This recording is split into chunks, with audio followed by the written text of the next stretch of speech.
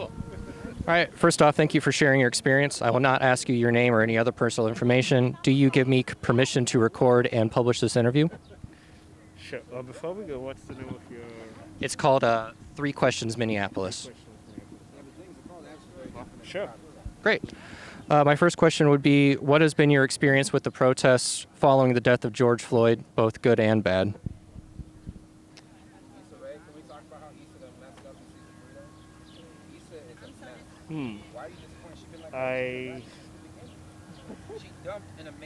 It's an interesting, it's a complex question, I would say, but I think a lot of the focus has been shifted from the actual root cause of the problem, and I think a lot of people who never even reacted to the murder video, the complete obvious murder of George Floyd, who never voiced their opinions, all of a sudden decided to voice their opinions once people started protesting. And the thing is, sometimes I wonder, are people mad at the way they're protesting, or are they really just mad at the root cause, the reasons why they're protesting? That's kind of where I'm at, and I think there needs to be change.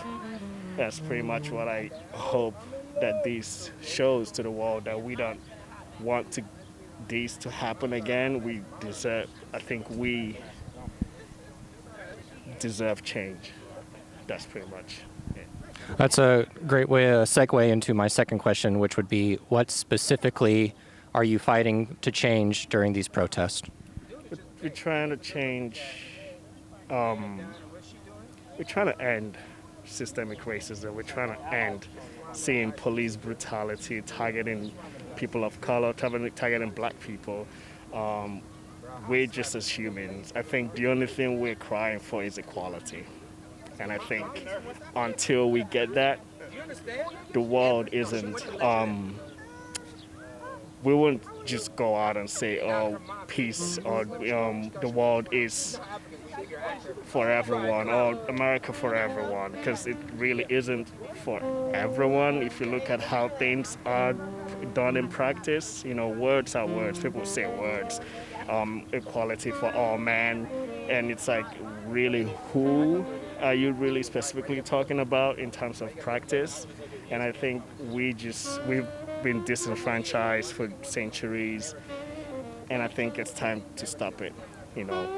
My skin color shouldn't be determining my success in America, shouldn't be determining my outcome of any justice system against me, or it shouldn't be a determining factor at all.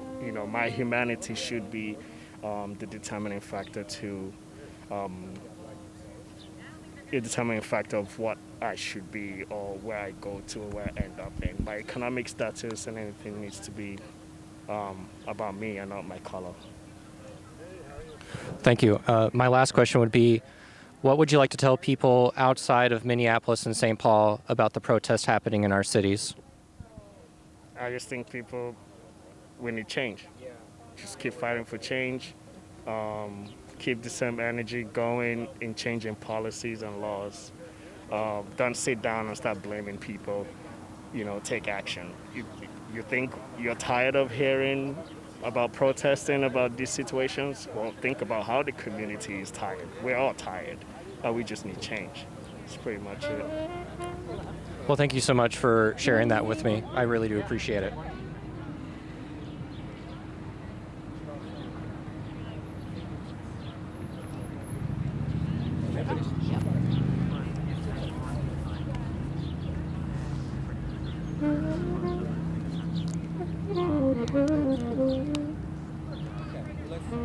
Let's get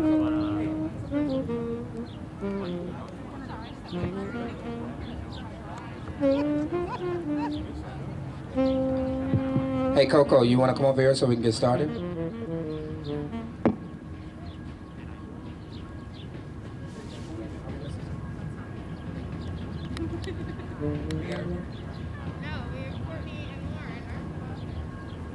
Courtney and Lauren, would you like to join us?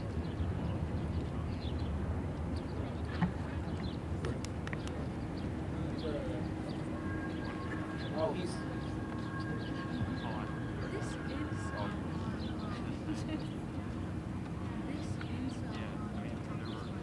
We'll figure it out.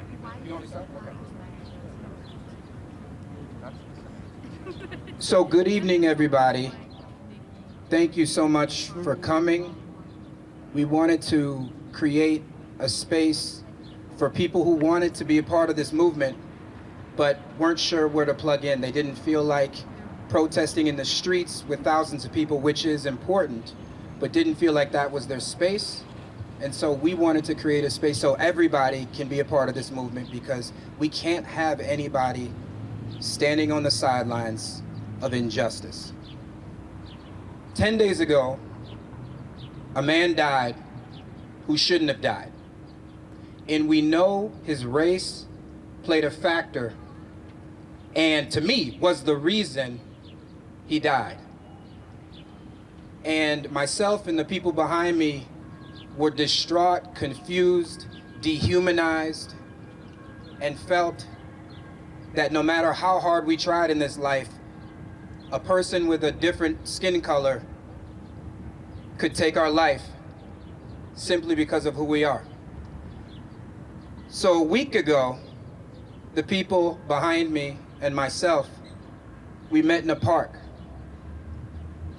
We just talked to each other. Frustrations, venting, confusion, anger.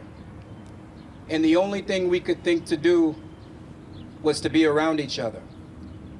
And so we decided we would convene a space like this. And since then, there have been narratives in the media about how dark-skinned people have been looting and rioting and burning private property, but they haven't shown the other side and the real side of the people in the streets who've been calm, who've been demanding justice, who've embraced nonviolence. That's the story we want to be told here today.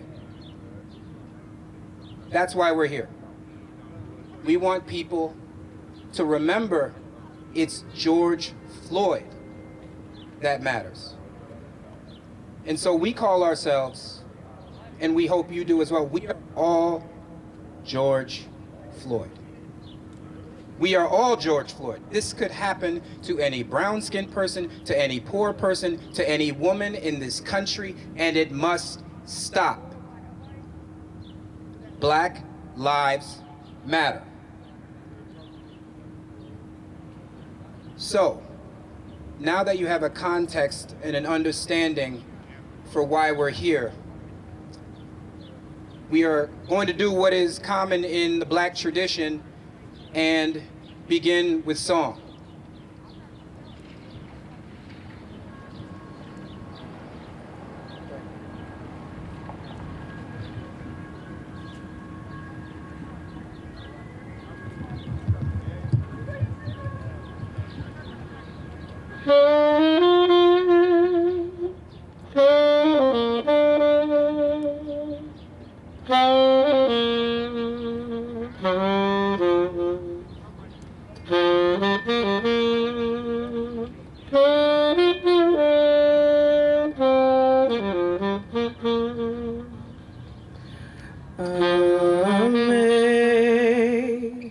Amazing grace, how sweet the sound that saved a wretch like me.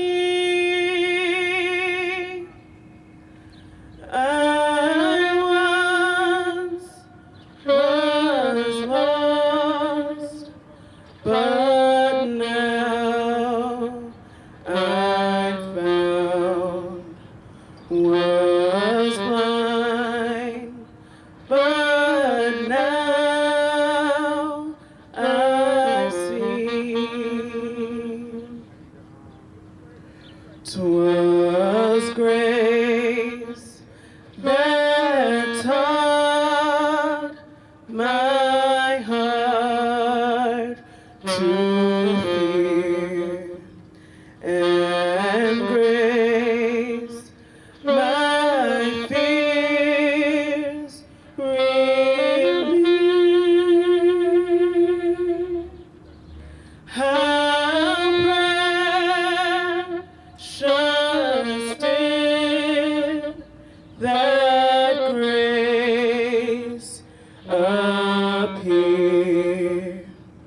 Through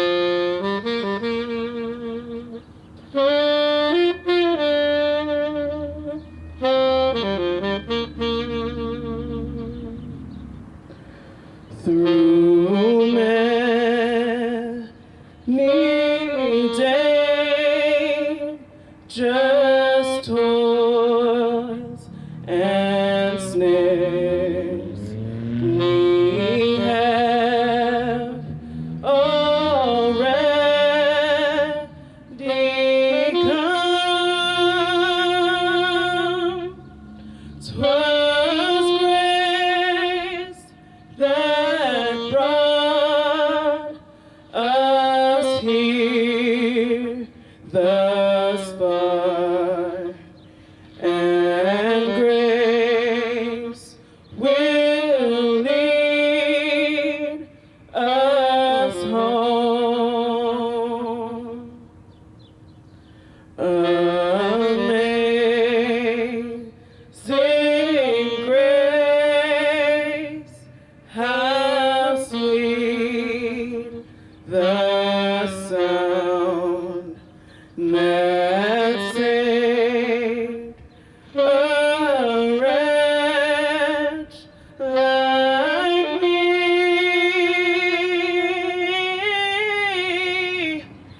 I was lost, but now I'm found. 'Twas blind, but now I see.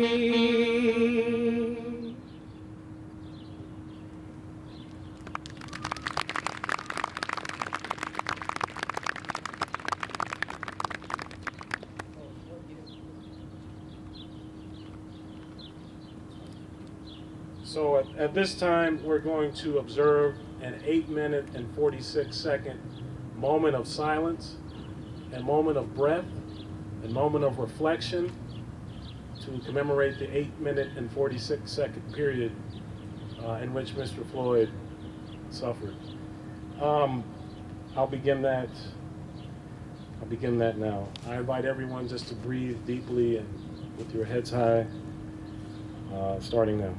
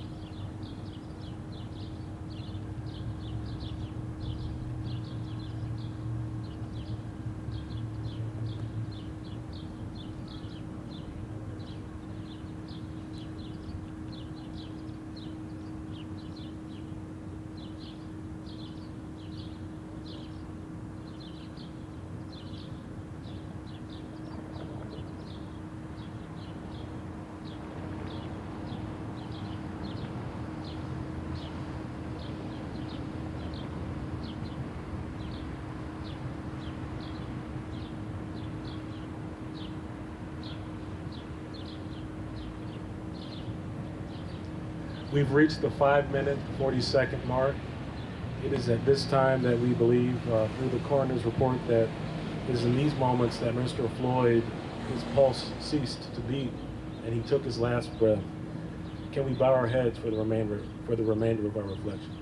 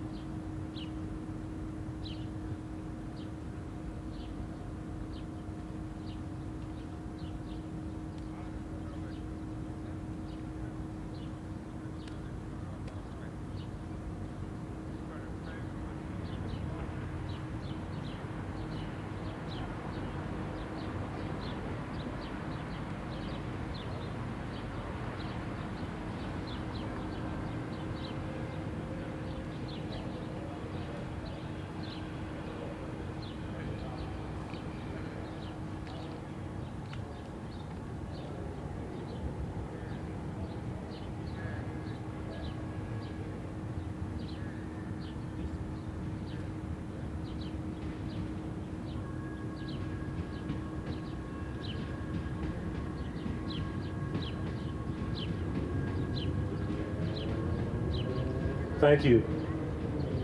We are all George Floyd. One note about the candles, I think our lighter is out, so if you have a light, please light your candle and pass it on old school style, just candle to candle. Thank you.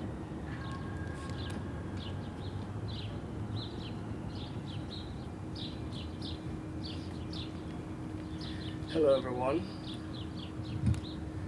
My name is Chudi, and I am also George.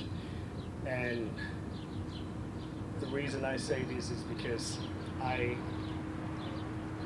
grew up not knowing that my skin color was an issue until I moved from my country. So I grew up in Nigeria, and for the first time when I left my country, I realized, boy, there is an issue with my skin color. Some people seem to have an issue with it. You know, walking down the street, people driving past me, calling me the N-word, and I'm looking at my young siblings going, I can't protect them. What could I do? I felt helpless. Because what's wrong with my skin color? Why should this be an issue? Why, you know, even having people come up to me trying to start up fights. You know, someone coming up to me and saying, hey, it's a complete stranger, never talked to him. Walks up to me and say, hey, my friend wants to fight you. Why? Because of my skin color? Having neighbors call the cops to my apartment when I wasn't playing music, and me just staring at my wall going, wow, you know, Nigeria kind of created a bubble for me until I left, and that bubble got busted. And that's that my skin color, some people still see it as an issue, even till today. Racism hurts, it really does hurt. I don't think I wish anyone to go through what we go through or experience what racism feels like. You don't want to be at the receiving end because it's not good. It's not great.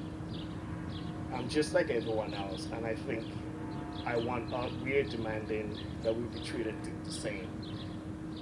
Because again, at the end, that could be me.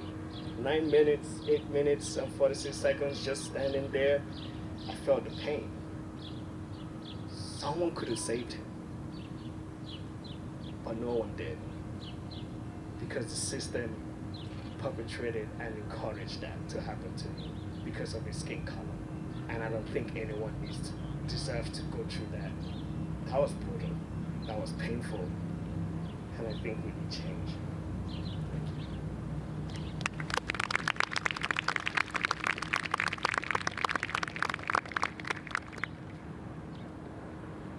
So my name is Ryan Hamilton, and you know, I guess my story is I've spent my whole life building these defense mechanisms to not be where Mr. Floyd was. You know, I went to college, played sports, got a graduate degree. I've tried to do everything that this society has asked me to do as a good American and a good citizen, as a man. But that's no immunity. You know, I could have easily, I'm no better than Mr. Floyd. I could have easily been there. It's just a matter of me running into the wrong cop one day or being in the wrong situation, wrong place, wrong time one day. And I'm kind of smart alecky too, so say the wrong thing, piss the wrong white person off, bam. So I'm just weary of the mask and the front that I have to put on just so that other people can feel comfortable in my presence. You know, I'm just tired of it. That's all.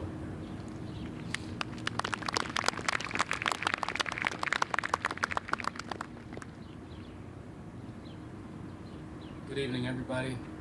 My name is Kojo Addo, and I too am George.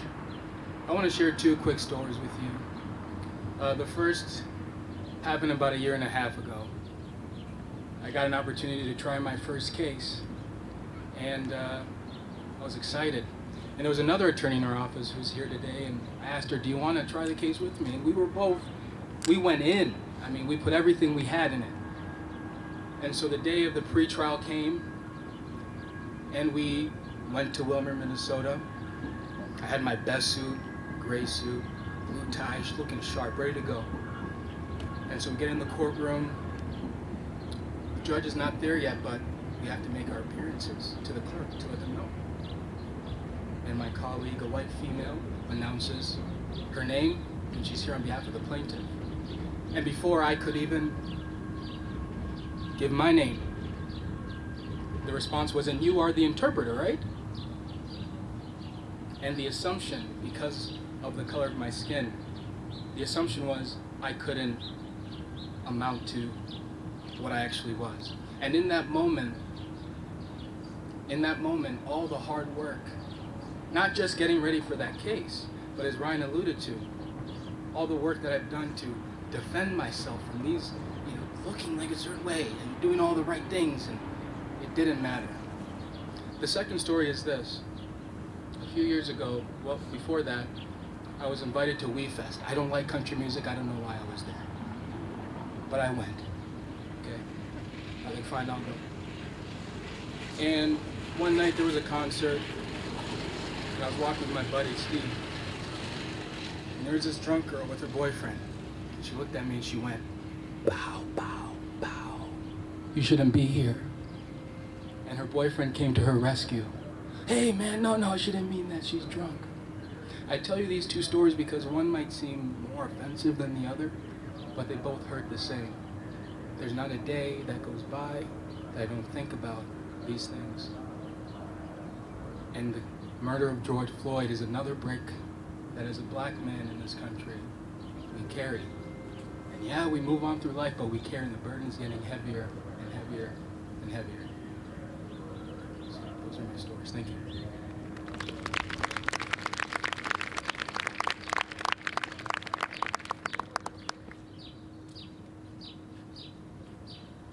So, like the stories you've heard before, so many of us think we can cloak ourselves in this notion of achievement. That if I just get 2 or 3 degrees, I'm safe. Or if I just wear the right outfit, I'm safe. Or if I live in the right neighborhood, I'm safe. And I want to talk about a story that I went through. Visiting a friend in a diner. No offense to a diner, but you can see where I'm going with this story. And I'm in my car, a fellow person who I worked with in the legislature. And as I pull into a diner, the side streets, not the main streets, I immediately get pulled over. And for any black person in this country, when you get pulled over, you start to memorize the last moments of your life. There is a heightened sense of fear.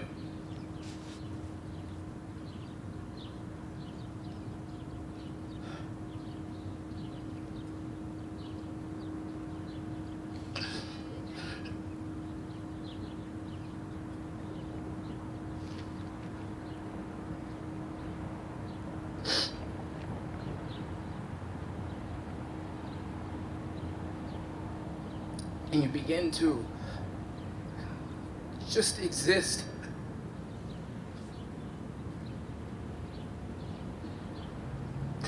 You don't want to move too fast.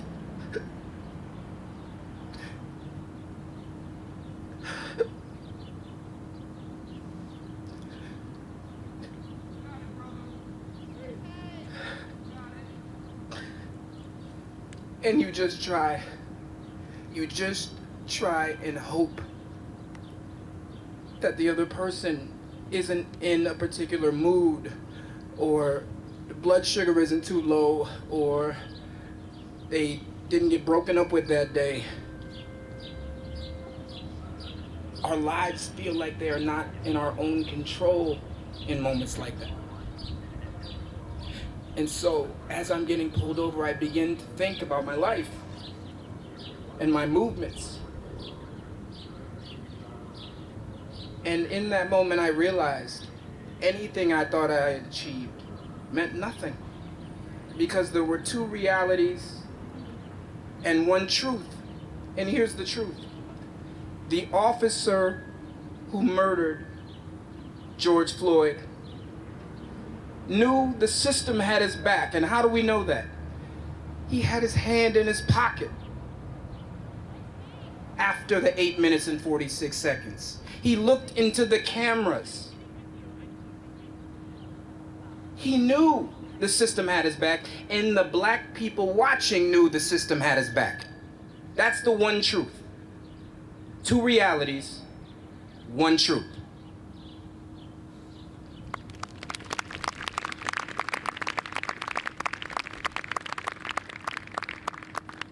My name is Courtney McLeod. Like everybody else, I'm also George.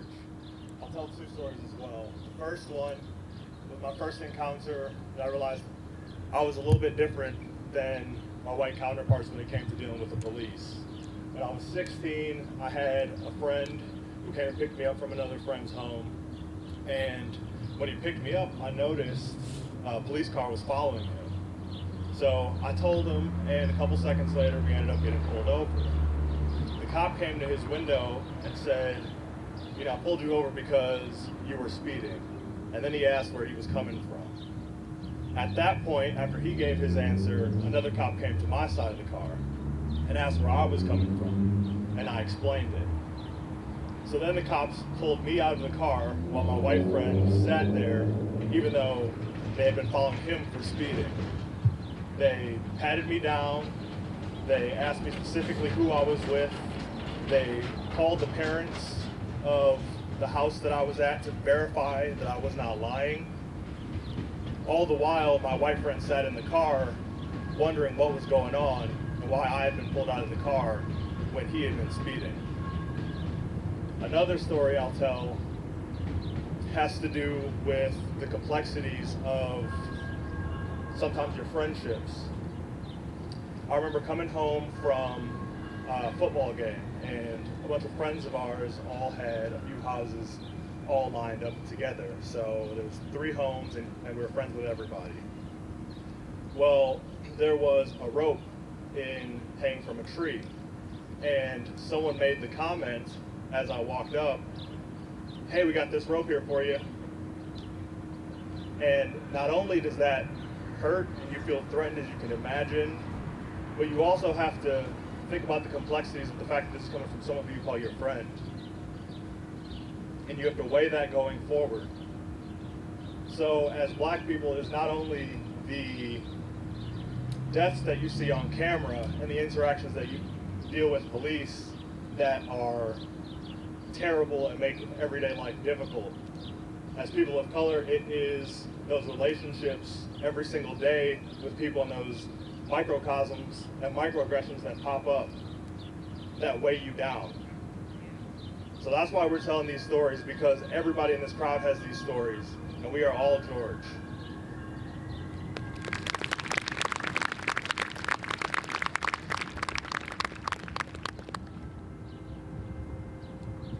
Hello, my name is Lauren. As you know, the color of my skin is different than many of you guys. I am not George, but I am an ally of George. I am a Hispanic American. Is that better? I am a Hispanic American woman living in Minnesota, and I see it every day. I have one colleague who looks like me. And I am an English learner teacher fighting for 32 students a day who also do not look like their teachers. So although I am not an African American, I am a woman of color, and the racism that exists in Minnesota is real. And if you look at any of your non-white colleagues, I promise that they are going through the same thing. All I have to say is that, like these guys, it's exhausting to fight for your students who do not look like their teachers, to fight for yourself when none of your colleagues look like you. You have to fight extra hard to be heard because you are easily dismissed. So please think of how you react to your colleagues of color, and think about the comments that you make, because they are heard, they are felt, and even when you think they're innocent, they are seen.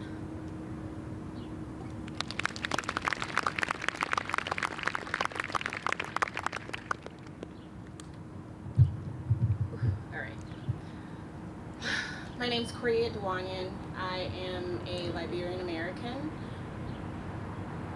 At the age of 14, my family moved here from Detroit, Michigan. We moved to a suburb of Minneapolis. It was during the summer. My brother and I made some friends that we knew were our grade level, and they introduced us to a game called Ding Dong Ditch. We never played that in the hood, so it was like this new thing. We played it, and the last door that we were at, I distinctly remember a man running out, chasing after my brother and I. "Get back here, you niggers." That was the first time I was called a nigger. High school started in September, and the man that called me a nigger was the police liaison.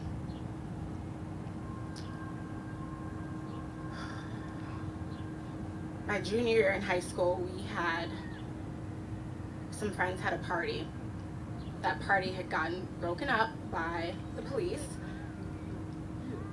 We refused to let them in, rebellious teenagers, and I heard a voice, and that voice said, "Coco, I know you're in there. I'm not leaving until you get out."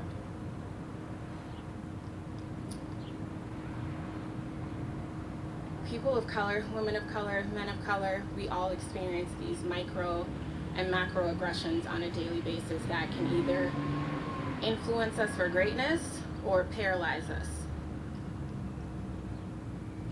My sophomore year at that same high school, I went to go and talk to a guidance counselor about finding some resources for taking my ACT. Her response was, well, you don't really need to take the ACT for community college. I am George. And I know that we're not the only ones up here that have experienced this, so this is not uncommon. If you want to get up here and share some of your experiences, we open up the mic to you.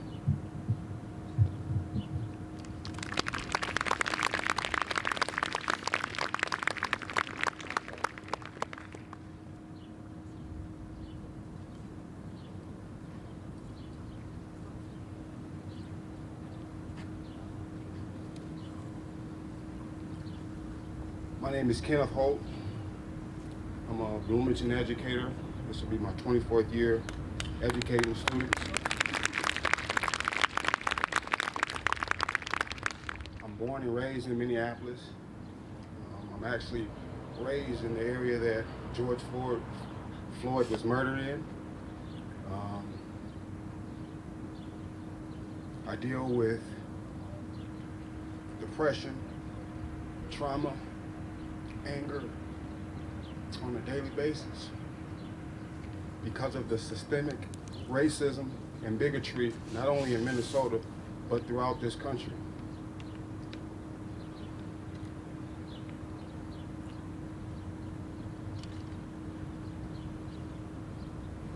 The former police chief, Janelle Harto, used to be an officer in our neighborhood.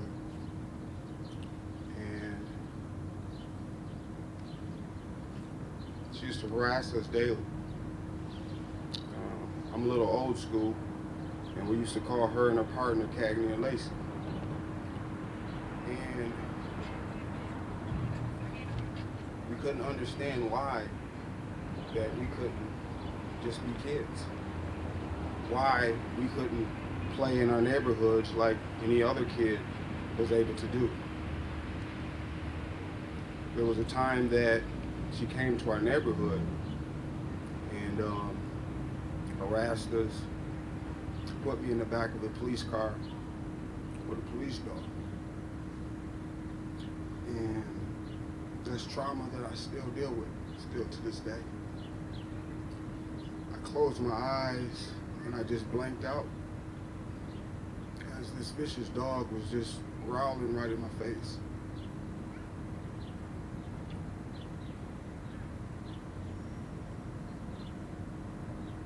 Too many people that looks like me deal with these injustices, the prejudice, just because of the color of our skin. I've also tried to do the best thing as far as getting a college education, working on my current job for 24 years, to still not be respected as I should. I try to lead by an example for my youth that I teach on a daily basis to other black men who may struggle with addictions, alcoholism, because of what they're going through. And growing up in the inner city is definitely not an easy thing to do, because you got pretty much everybody looking at you for leadership. And I always feel like I wasn't that leader, but I know that I became one.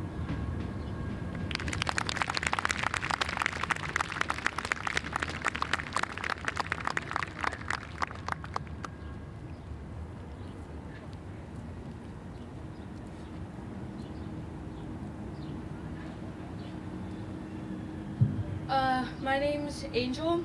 I grew up in a very white school district and neighborhood, and because of that, knowing that I am usually one of the only black people that my peers are exposed to, I put up, like it was talked about, a lot of defense mechanisms and kind of try to speak eloquently, carry myself, dress right, get good grades so that I didn't have to be a stereotype. And that shouldn't be my job. I shouldn't have to represent all black people when I'm having an interaction with my classmates. And growing up with teachers that look nothing like you, and many of them who underestimate me just because of the color of my skin. It was from 2nd grade. I had a teacher who wanted to hold me back a year because I wasn't ready when I was reading at a 3rd grade level in 1st grade. When I went to talk to my counselor about sending my transcripts to schools for PSEO, which is starting college 2 years early in high school, she asked me if I was on free and reduced lunch so that I could get them set for free. It's all these predisposed thoughts of who I am and who I'm supposed to be just because of my skin color. At my job that I just started, one of my co-workers asked me where I lived, and I said, oh, I live across the street from the high school. And he said, I didn't know there were apartments across the street from the high school, which kind of made me realize that I was already being seen a certain way just because of the way I looked. And for many of my peers, they don't realize what they're doing, but it shouldn't have to be me that makes them realize.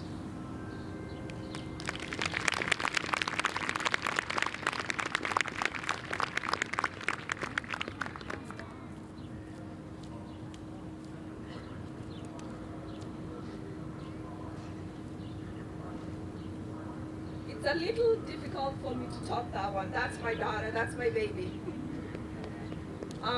My name is Monica, and like for most of the people that have been here, I wasn't raised in this country. I came from Kenya. And for the longest time, I could see in the news and everything else that was going through for African Americans, but I wasn't able to personalize it. And when I came to the US, I was able to get an education. I have my 7th degree, 2 doctorates, and I still have to explain to people when I am in my field where I am the expert, I have to have my assistants negotiate what I'm talking about. I live in Wayzata, and this year alone, I've been stopped by the police 3 times. The last time I was stopped because I didn't put a turn signal getting off the highway. 3 times. And for the longest time, that was just an inconvenience. Until Sandra Ball died because of a stop sign. It wasn't even a stop sign. She was driving, the police was on her tail. She took a different lane without putting a turn signal, and that was her demise. Every time I'm stopped by the police, I ask myself if I'm going to see my kids that night. I shouldn't have to do that. I shouldn't have to worry about my life every single day that I have contact with the police. I drive a brand new vehicle and I've been stopped 3 times. One time they told me that my light was not on, and we came out and it was still working. I tried to do the right thing, but that still doesn't guarantee my safety. There is research, I'm a mental health nurse. There is research that shows that your biology changes when you're always having to worry about your safety. We can do better. We can do better. You can do better. There are so many laws that allow police to be able to stop anybody without having to explain why they're doing it. They shouldn't have that right. You shouldn't have to worry every single day if you're going to see the day of another day. And you ask me why I can't go back to Kenya? Because you fucked it up. Every single day you do business with those corrupt leaders. I would go back to Kenya. I am privileged in Kenya. I wouldn't have to worry about it. My family is rich in Kenya. But you fucked it up. Sorry for the language.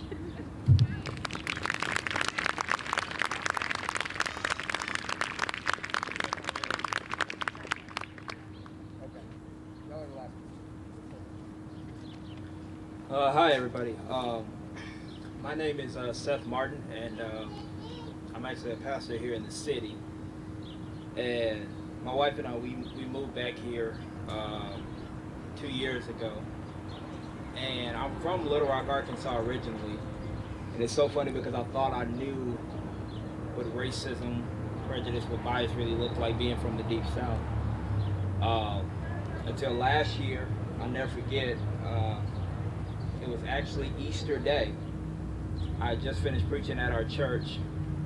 I got to my family's house, my in-laws' house, and me and my brother-in-law, Mother's Day rather, actually Mother's Day, and my brother-in-law, he asked me to go with him to the Mall of America so that we could go and pick up just a last day Mother's Day gift. He wanted to buy his wife an Apple Watch.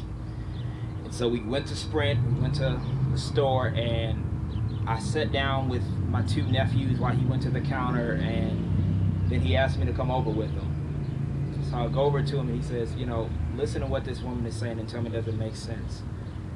And the woman was telling him that she wasn't gonna sell him anything.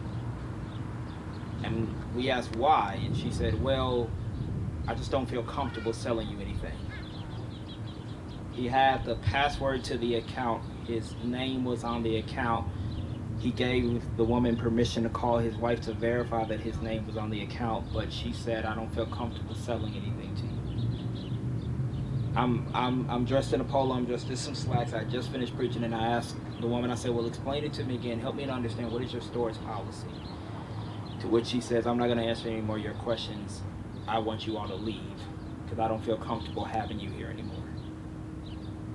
We leave, we get outside the store, and the next thing we know, the police are approaching us. The police in the mall, they're approaching us, and they said, hey, well, we heard that you guys were causing some trouble in the store. Me, my brother-in-law, his 1-year-old, and his 9-year-old at the time were causing trouble in the store. And I said, no, sir, we're not causing any trouble.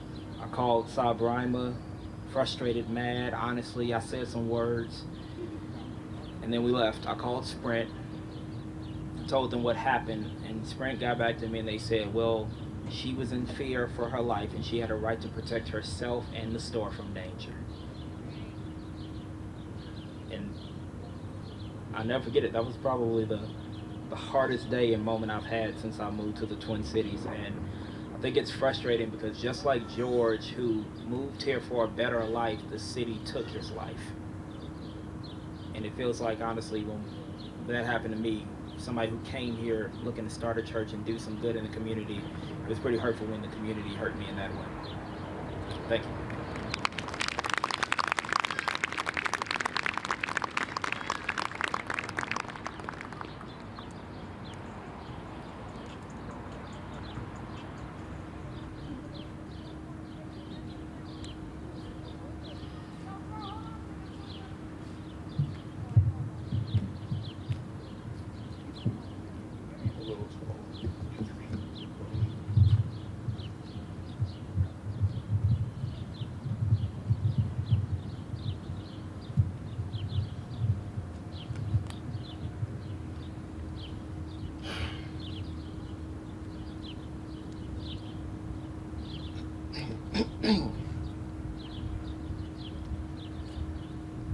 Afraid.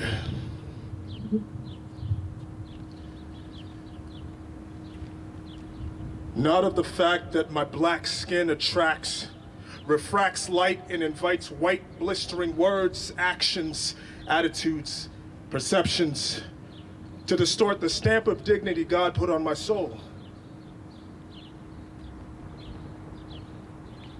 Not afraid of that anger and despair that will erupt from my chest where I've suppressed it after years of provocation and wrestling with which cheek to turn when both are bruised by racism.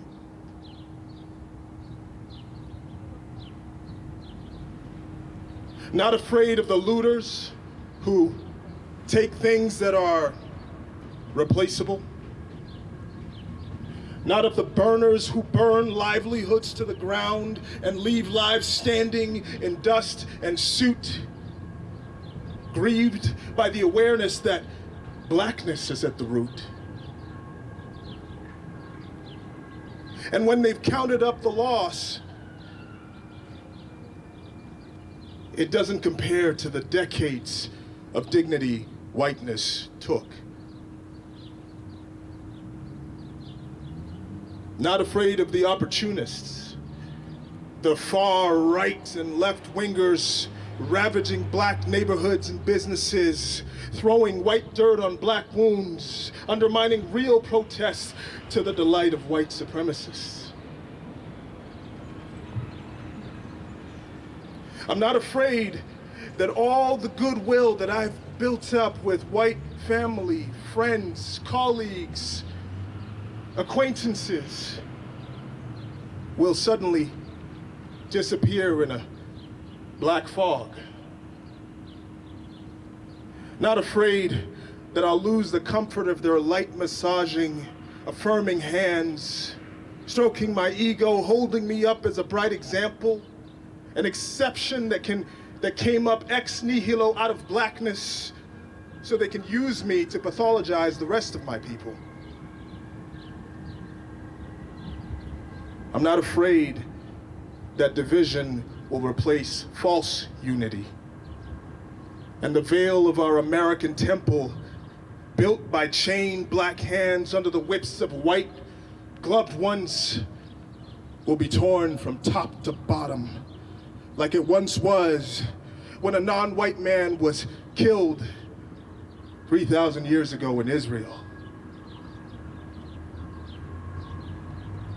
I'm not afraid of dying like my black brothers and sisters on white terms, like choked out of their lungs, calling out for their moms. I'm prepared for it to come because I've got Jesus and life insurance.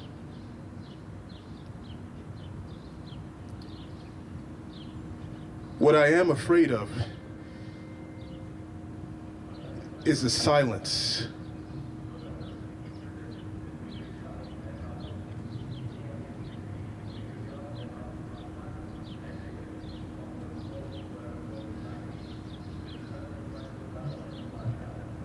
The silence of white brothers and sisters who are so quick to denounce the violence, yet so slow to reach out to their black friends and acknowledge the violent reality of their black existence.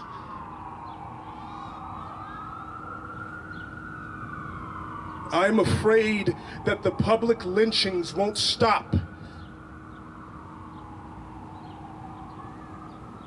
that I'll live to see my kids strangled by a cop or shot while they're walking, running, jogging, eating ice cream, breathing with their hoodie up on the news at 5 o'clock.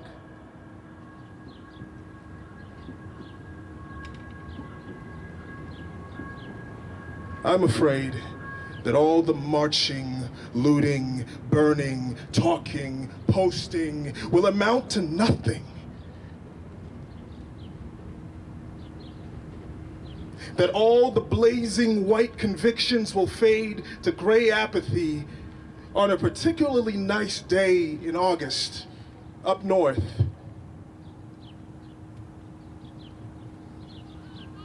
At Lakeside Cabins.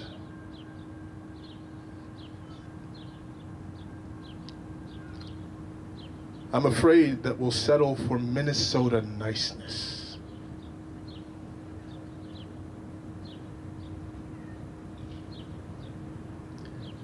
That will sweep all black pain and all racism under the rug of white comfort and complacency.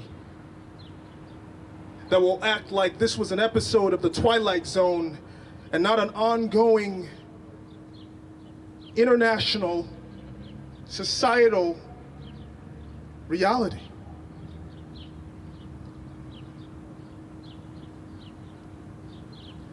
I'm afraid of ending this with a period instead of an ellipsis, because we're still so far from justice.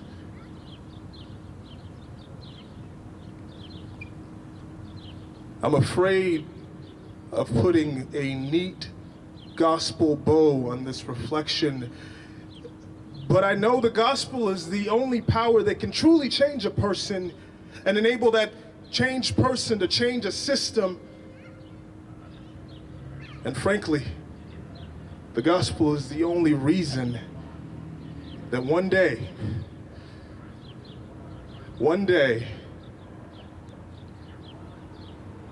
I will no longer be afraid.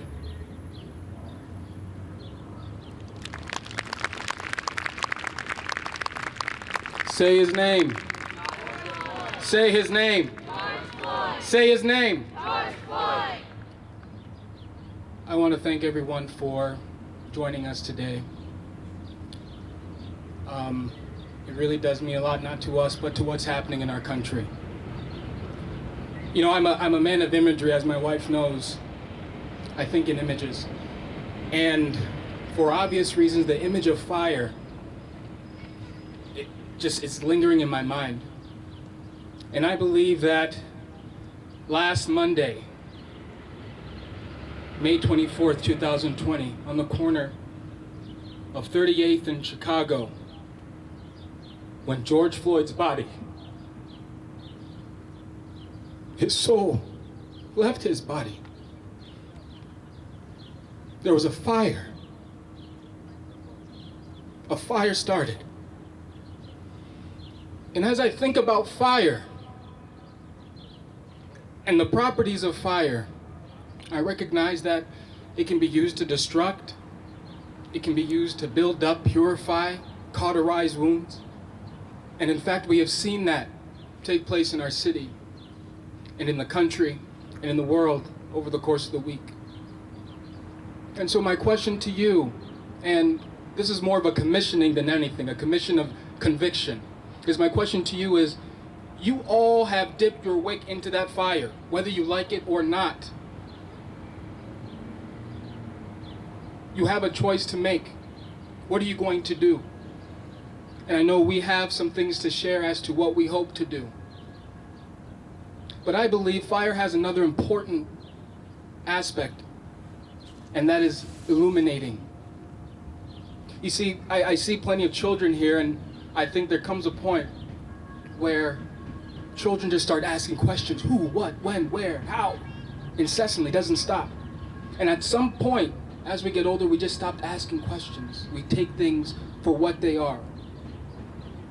And for me, what Mr. Floyd's death has meant to me is to start asking those questions again. Start uncovering problems. Racism is elusive. It's found its way in areas that we think are race neutral, but they have a racist effect. We know that. And we need to begin to illuminate that. So think about, what are you going to do with your torch? That candle you have in your hands, I don't know if you have one or not, but let that be a reminder to you that in the days, months, weeks, years to come by, are you going to let that light die? You have a choice.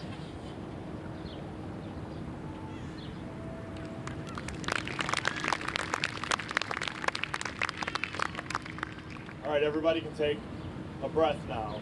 I think we're done with the really, really heavy, and now we want to get into what can we do now. Because the reality is, I look out and I see a lot of young faces, a lot of old faces, a lot of different professions, colors, and creeds. And we can all begin to fix these problems. A lot of progress has been made, and I know a lot of progress can be made. And hopefully the events of the last week are catalysts for things to change. So what I want to address is, I want everybody to get out and vote this fall. It is imperative that you get out and vote. You may not think your vote matters, but I promise you it does, especially when the margins of these elections are decided so thinly. And when you vote, I also want you to take two things into account. The first of which is that representation matters. For a lot of us here and in the crowd, we didn't grow up with a lot of politicians that look like us. When Obama was elected, it was the first time that I had seen somebody look like me in that powerful of a position. And I promise you, that instills a level of confidence in a person of color to see individuals like them on those stages. The other thing that I would encourage you to do is to prioritize the issues that matter to people of color when you are making your decisions at the ballot box. A lot of you have to decide whether you want that extra $400 in a tax return or whether you want police to be held accountable. Whether you want that extra tax return or whether you choose to support economic policies that are good for inner cities. These are decisions that we make at the ballot box, and they make a difference. You may not notice the difference from the day you vote, but over time, over the weeks, months, and years, that is one of the main ways that we build up communities of color at the ballot box. So I encourage all of you this fall to get out and exercise your right to vote and make decisions not only based on your own interests, but the interests of those around you.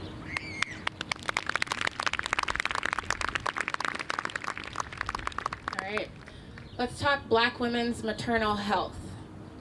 We are 3 to 4 times more likely to experience a pregnancy-related death in comparison to a white woman. We know that policymakers and healthcare professionals can significantly improve our maternal health by providing us with proper responsive care that we actually need. All too often, a lot of this, we're the subject of discrimination, low quality care from healthcare professionals. One memory that sticks out for me that's pretty significant is the birth of my daughter. I think she was maybe like 18 hours old, and we were in the recovery room, and 2 white female nurses came in as my daughter was laying on my chest and nursing. And they strongly insisted that I remove her and take her to the infant nursery, stopping all skin to skin and stopping her from nursing, because that was going to lead to me spoiling her. That experience it's not uncommon, but those microaggressions are true. So we have to start holding these individual providers and hospital systems accountable when they fail to provide us with unbiased, high quality, and evidence-based care. It's time that we are actually receiving safe and healthy pregnancies as well as childbirth. So that's my thing.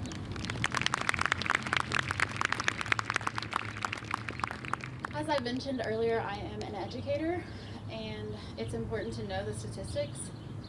In Minnesota, out of all of the teachers from the whole state, 5% are teachers of color. 35% of students in Minnesota are of color. That explains why I have one colleague who is not a person of color. As Courtney mentioned, whenever he saw someone who looked like him in office, he had automatic confidence instilled in him. Research shows that teachers of color hold students of color to higher standards. One example, I mentioned earlier, I'm an English language learner teacher, so most of my students were either not born in the United States or their parents were not, and they know a language other than English. My school was giving a gifted and talented test, a scale to rate every single one of their students on. My students, my non-white students, were easily dismissed just because of the way they looked. Their teachers knew that they were not going to be gifted and talented. I do not speak for all teachers. I have wonderful colleagues who care deeply about their students, but we cannot dismiss the fact that 1 in 5 teachers is a teacher of color. Our students do better when they see themselves in positions of power, I don't feel that as a teacher I have power, but I do feel that my students look to me because they know I don't look like any of their other teachers. Things that we can do: look around your child's schools, look around the schools in your community, and see who's teaching there. Encourage your friends who are paraprofessionals to continue their education and become educators because their students need them. Secondly, look inside your classroom library of your students or in your neighborhood and see if your child sees themselves in books. As I mentioned earlier, I have had one Hispanic teacher. I am in my first year of earning my master's degree. I have not seen a Hispanic superintendent, and I know that only 2% of them in the United States are Hispanic. As Korea mentioned, this can influence you or the opposite. That influences me, but I am not certain that that influences all of my students. Some are very easily discouraged to not see themselves in positions of power, in professions that they can picture themselves in.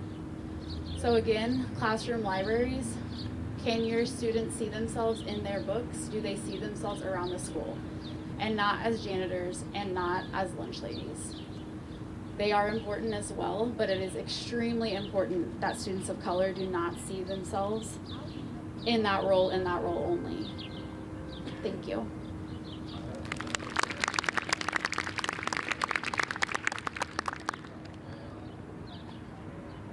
So, what I would say is, when you look at me,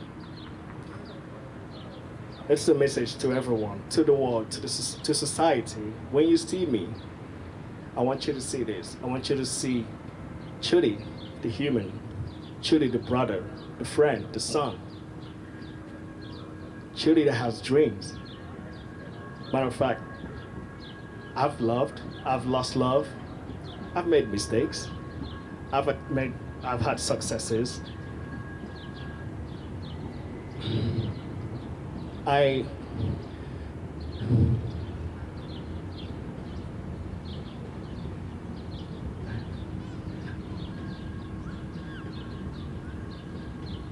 favorite show is How I Met Your Mother. I mean, how relatable can this be? But every day we turn on TV, what we see instances of racial bias playing out. We see Amy Cooper, we see Barbecue Becky calling cops on black people just living, something the internet has termed Karen. But the thing is, we keep focusing on those explicit actions. And we forget that implicit bias is a huge contributor to systemic racism. It's not just explicit. You can't see, I mean, there are occasions of that happening, but you can't really see, how will I put it? The lynching days, the segregation laws, those were very explicit. And some people, because we don't have those explicit laws, kind of think like everything's okay. But the truth is, it's not okay. Implicit bias plays out throughout our system. In hiring, when I started looking for jobs, I met a mentor, an African-American mentor, and she told me, look, that's your first name, Chudi, right? Well, what's your second name? What's your middle name? And I told her Emmanuel. And she sat down there, she looked at me, she was like, brother, you gotta use Emmanuel. Put the Chudi, take it off, use Emmanuel. And I kept asking why. You know, in my mind, I was like asking, like, why? But the truth is, I eventually changed my name. It wasn't what led to my job, but the truth is, research has shown that many times when you put an African-American sounding name and a white sounding name, the white sounding name gets 50%. The white sounding name gets 50% more calls than the African-American sounding name, even though the resumes are identical. So we have to think. We have to ask ourselves, why is this happening? This is probably one of the reasons why, I won't say probably, it's one of the reasons why the unemployment rate in black communities are very high. And guess what? When you can't find a job, what happens? Then you start looking for ways to make a living. And then you encounter the criminal justice system. Well, I don't even want to talk about that because we all know what the criminal justice system looks like. We're 13% of the American population, but make up about 40%, maybe more, of the prison population.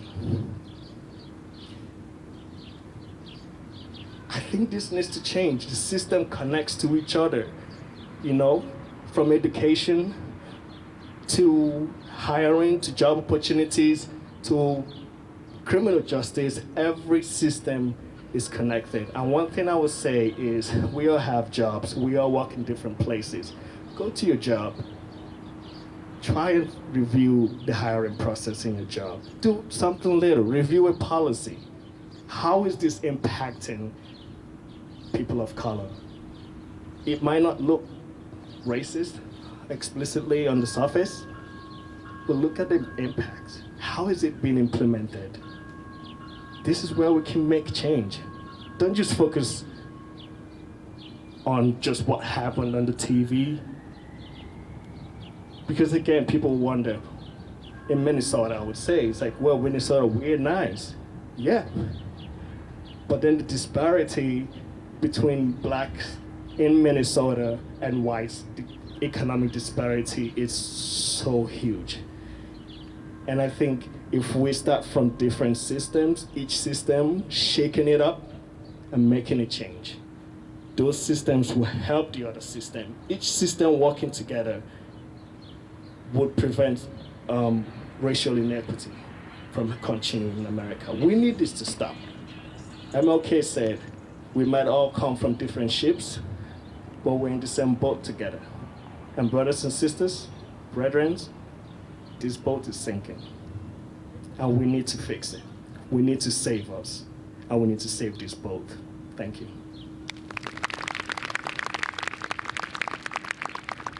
So we began this an hour and 56 minutes ago, and I promise you we will get you out in like 7 minutes.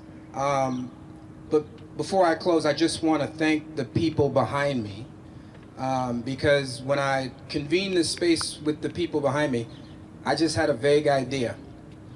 I just knew I needed to be around people to process what had just happened. And they're the people that made all of this happen, and I'm so grateful to each and every one of them.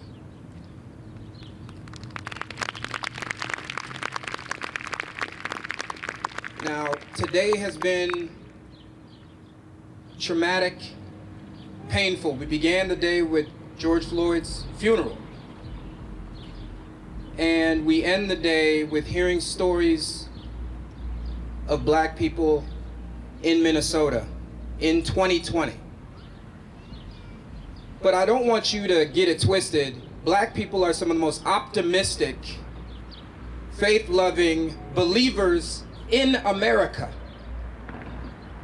In 1619, 23 slaves were brought to Jamestown. America, we fought for it. We fought for a better America. During the Revolutionary War, black people fought for independence, and yet this country didn't give the same independence to those black people. Black people fought during the Civil War to keep this country together and to end slavery. We ended slavery, but the rights didn't come.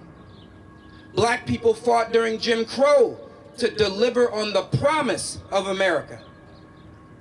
And yet we still didn't get anything except for separate but equal. And even in the modern era, which some of our laws have progressed to flatten the field, we still see the same disparities and outrage today that we did in 1968. Let me give you one example. When Dr. King was assassinated, guess what followed? 9 days of riots in the streets, burnings happening, people saying black people were looting and robbing, and we forgot to pay attention to the cause in the first place. So that's the history of our country and how we got here. And so now we've been talking about policies. I have one policy. I think they're all great. We have to vote. Vote like your life depends on it, because it does. And if it doesn't for you, I promise you it does for a person of color. Focus on the black maternal health crisis in this country. It is not by accident. It is by design and indifference. You see, America is a great country because everything that happens doesn't happen by accident. It's all on purpose. It's by design. So you have a choice. The policies of voting, of the maternal crisis, of implicit bias are all key. But my policy is hope. You have to maintain hope, just like black people in 1619, just like black people during the Revolutionary War, just like black people during the Civil Rights Movement. Black people have always maintained hope in the face of despair. Now it is up to you, each and every one of you. You have a choice. You can stand on the sidelines and watch this moment fade away, like every other killing we've seen over the past 400 years. Or you can make a choice. We hope this space is when you make that choice and you start to take tangible action that pushes you in ways you've never been pushed before. So I close with this. Meet somebody you don't know in this space.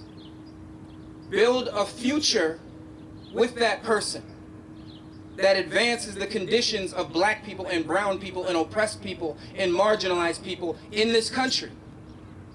Because when you have a shared foundation, you can reach a shared destiny. And I'm just so grateful to all of you, black, white, young, experienced, for being here, taking time out of your schedule to process this moment with us. Thank you.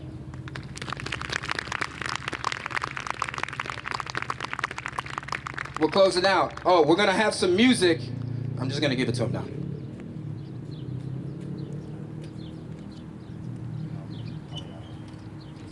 Please sing along with us, you guys.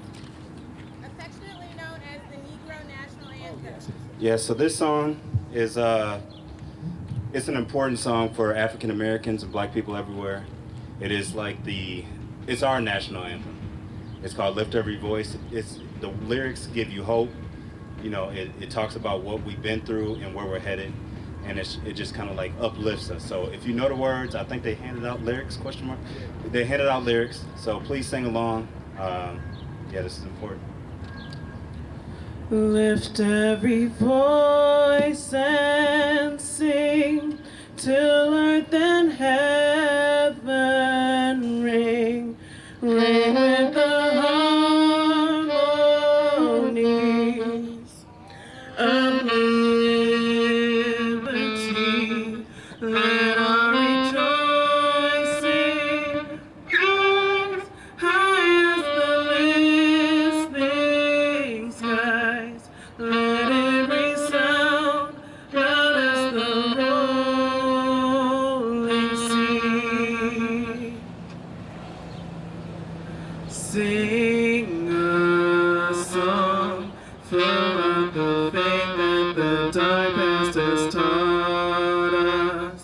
Sing a song full of the hope that the present has brought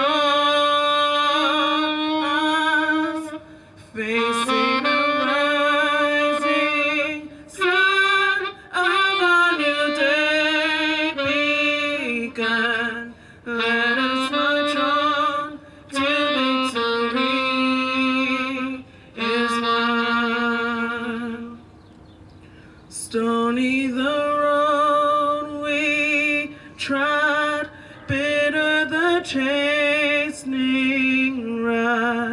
felt in the days when hope unborn had died, yet with a steady beat have not our weary feet come to the place for which our fathers sighed. We have come over a way where tears have been watered. We have come treading our path through the blood of the slaughtered, out from the gloomy past till now we stand at last with the white gleam of our bright star is cast. God of our weary years, God of our silent tears, Thou who hast brought us thus far on the way, Thou who hast might, let us into the light. Keep us forever in the path we pray. Lest our feet stray from the places, our God, where we met Thee. Lest our hearts, drunk with the wine of the world, we forget Thee. Shadow beneath Thy hand, may we forever stand, true to our God, true to this native land.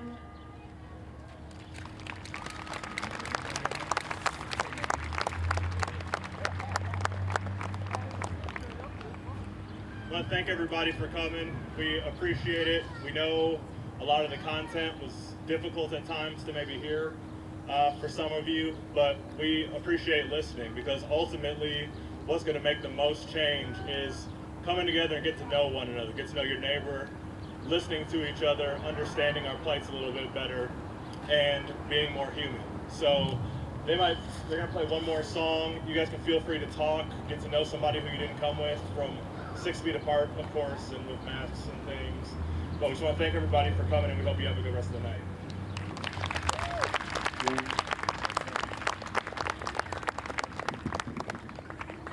All right, this is a song that everybody can join in on. It's called Lean On Me. I think everybody knows it. Feel free to clap along too. Sometimes in our lives, we all have pain. We all have sorrow for. You have raised a good baby. Oh, my bad.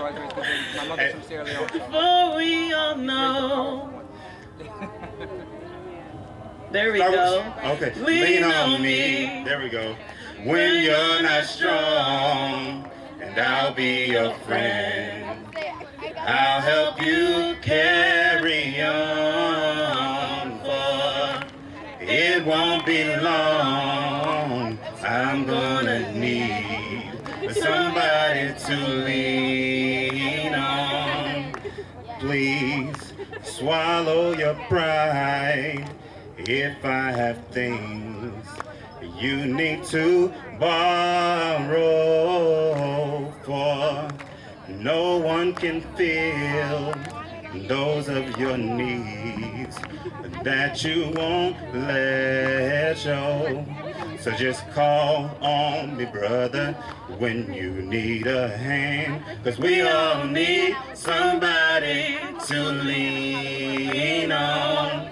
I just might have a problem that you'll understand, 'cause we all need somebody to lean on me. when you're not strong. And I'll be your friend, and I'll help you carry on, for it won't be long till I'm gonna need somebody to lean